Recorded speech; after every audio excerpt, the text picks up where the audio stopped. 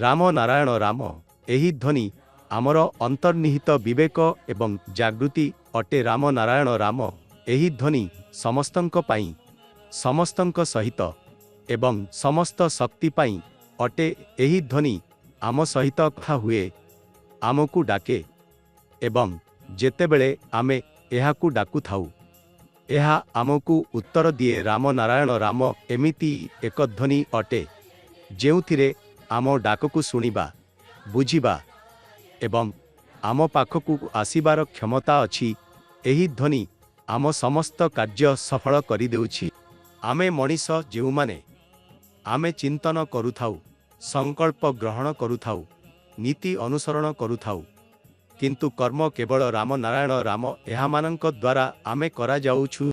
आमे जे कोनोसी कार्य करिबा किंबा जे कोनोसी चिंतन करिबा से समस्त जिनिसर मूल आधार राम नारायण राम अटे। एही शक्ति सबुठी प्रत्येक अणुरे अछि। राम व्यतीत एही पृथ्वी रे आउ किछि नाही। एठी केवल गोटिए धर्म रहिबा उचित, सेही हेउछि जीव धर्म। पृथ्वी रे जेउ धर्म अछि सेगुड़िक मनीष मानक द्वारा निर्मित अटे एवं एही सबु धर्म एक सत्य नुहे। आमे केवल प्रकृतिर नियम को मानिबा उचित। आमे समस्ते धर्म नेई जन्म होई थाउ।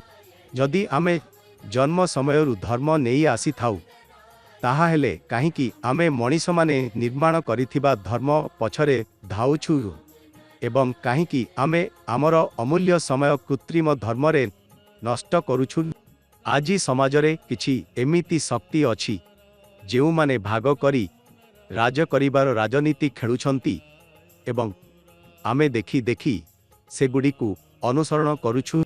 आमे मन पसंदरु दुर्बल होई पड़िछु। एही कारणरु आमे आपणंकु एही अन्याय स्वीकार करिछु। धर्मर नामरे लोकमानंकु भ्रमित करा जाउछि। एहा एक दुखद तथ्य जे गरीबी रेखार तले अनेक शिशु भोकरे अछंती। सेमाने पाए एक समयर भल खाद्य मध्य मिलु नाही।